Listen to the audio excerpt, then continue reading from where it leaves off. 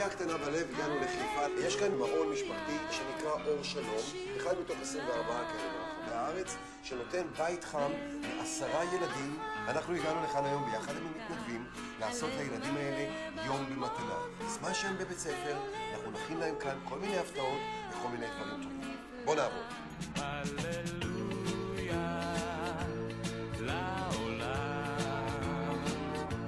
נכנסים לנו כחול.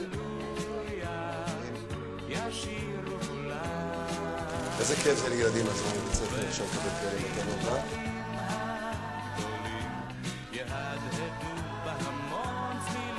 ארזנו מתנות, חילקנו בחדרים, ניפחנו בלונים. שמחתי לתרום משהו לילדים. ברגע שאני יכולה לתרום משהו ושליעלה חיוך על פנים של ילדים או משהו, אז אני נהנית מזה. אם הצלחנו לחמם כמה לבבות, זה עושה לנו טוב.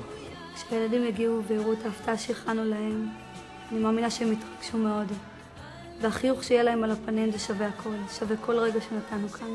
זה לא נגיעה קטנה בלב, זה נגיעה גדולה בלב, ואני מאחלת לילדים האלה באמת שיהיה להם רק שמחת חיים, וכל אחד שיכול לתרום, שיעשה את זה בכיף. הערך המוסף של ההתנדבות, שהילדים האלו יוכלו לקבל מה שכל ילד רגיל מקבל. חילקנו לכולם את המתנות, על כל מיטה מחכה לילדים הפתעה. אנחנו נתנו כאן כמה שעות של התנדבות, כיף גדול, יום במתנה לילדים האלה. גם אתם בבית יכולים לעשות את זה. אנחנו בינתיים נמתין להם, עוד מעט הם מגיעים. חיים, תכבה את האור. היכנסו לאתר רשת, שילחו לנו רעיונות לנגיעה קטנה בלב, ותוכלו לזכות בשעה עם מתנת שופרסל דיל. הכסף שלך קונה יותר.